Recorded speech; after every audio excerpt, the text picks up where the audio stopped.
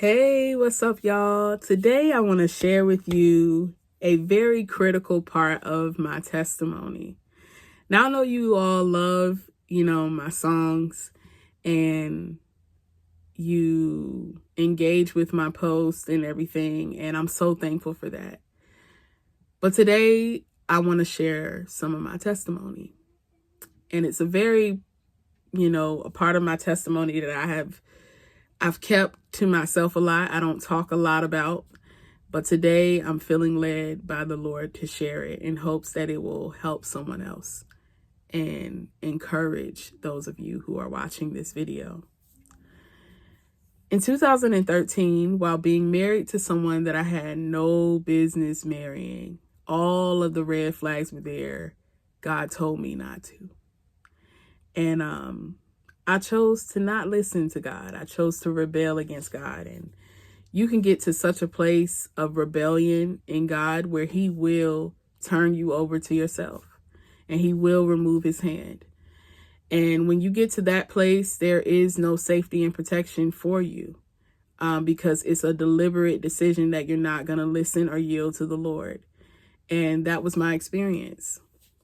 I'm not a person who has like a rap sheet of a health history that is just, wild and crazy. But I did decide that I was going to rebel against God. And when you're in rebellion, curses come upon you.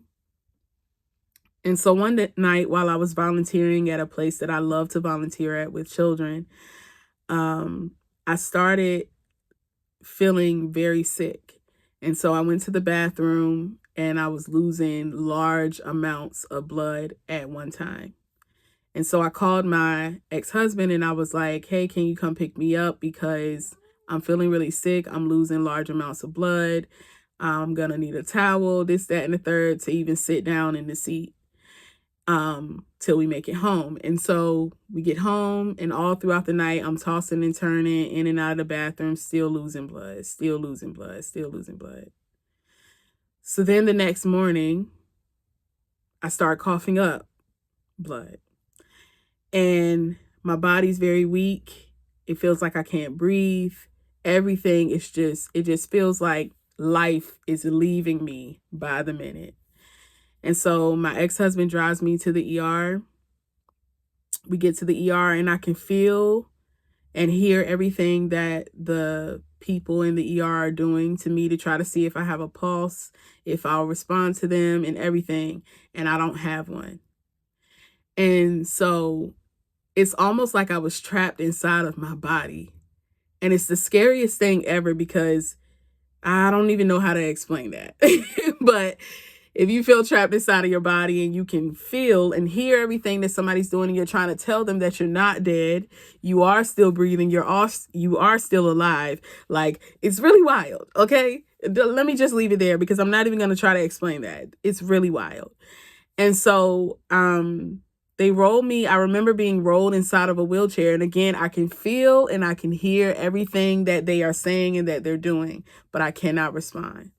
So then they put me on the table to try to bring me back.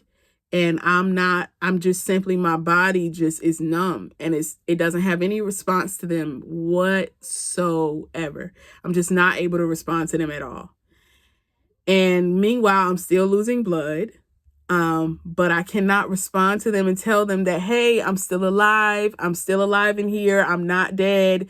There's nothing that is going on whatsoever. Like, hello, don't pronounce me dead, but I can't communicate these things out of my mouth to them. And so I remember there was a period of time where I left my body and I was gone. And I didn't have some wild, crazy, heavenly experience where I met Jesus and John the Baptist and Moses and all of them. And I'm not saying that people who have had those experiences that it's not real, but I'm saying that that wasn't the case for me, okay? So I do remember being in this space where it was completely white and nothing but light there. And I heard and saw things that I had never seen before. I heard sounds that I had never heard before. I saw colors that I had never seen before. And I was just like, where am I? You know? And I heard the voice of God tell me that it's not time yet. And I woke up and I was able to communicate again. This was for 30 whole minutes I was out. And the doctors in the room, the nurses in the room, and everyone in the room did not want to let me die. And I think that that was the grace of God, the mercy of God, telling them to keep trying, to keep trying, to keep trying. And I remember looking up and I saw this doctor who had sea blue green eyes. Okay, I will never forget those eyes. He had sea green blue eyes. And he looked up at me and he just had this sense of panic in his face while also feeling relieved that I wasn't gone. And so they take me to the room to recover and they tell me that I have to get an emergency blood transfusion because I lost all of the blood out of my body except for 10%. And this doctor, I remember like seeing his face. It was so white and his eyes were so blue. I remember him panicking across my floor like, what can we do to save this girl's life? What can we do to bring her back to life? Because she can't leave here. It's time for her. She has to stay. And I remember just like thinking to myself, like, is this an angel of the Lord? Like, what? Like, is this an angel of the Lord? Like, am I really having an encounter with an angel? Like, in the form of a human being? Like, this is crazy. So, I remember from that moment, like, just like, God, like, I'm so tired of being this deep in rebellion. Like, how did my life end up in this place, right? And I'm aware of who you are, God. I know that you speak to me, but my life is just, this is just not it, right? So, long story short, we check out of the hospital. And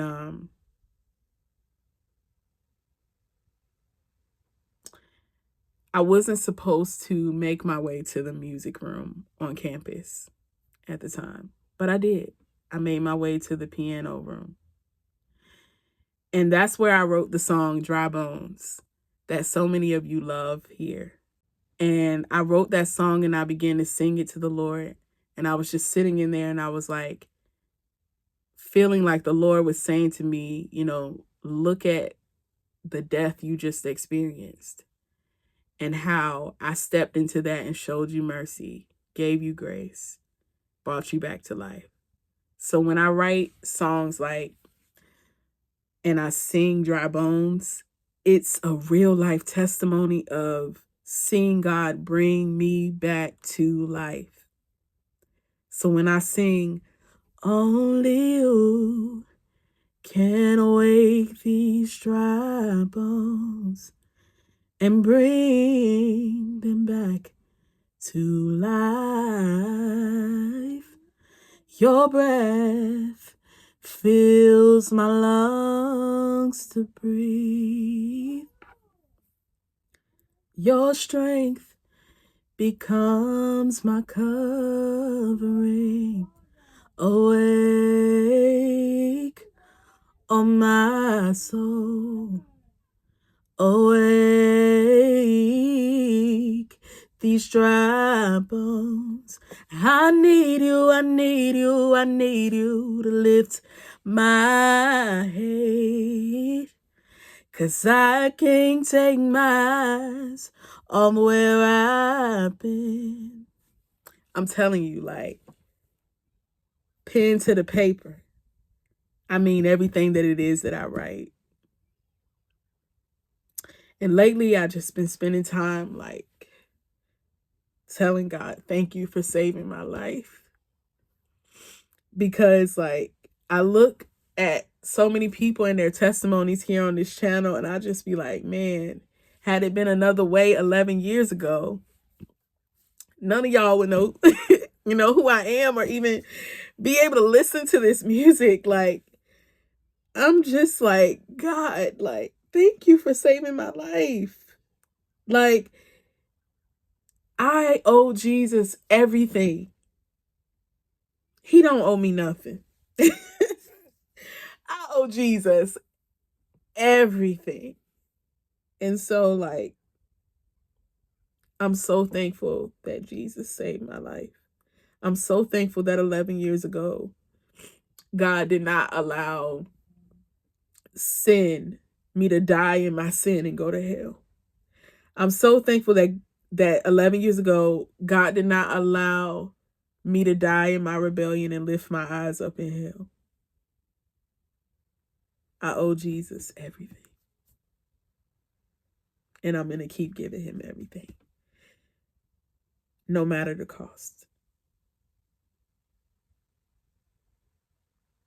I'm so thankful that God saved my life, that God decided not to let me die in my rebellion and in my sin.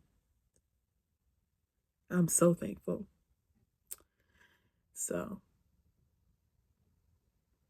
yeah, that's just a little bit of my testimony. So thank y'all for being here. I'm just going to keep on keeping on until Jesus returns.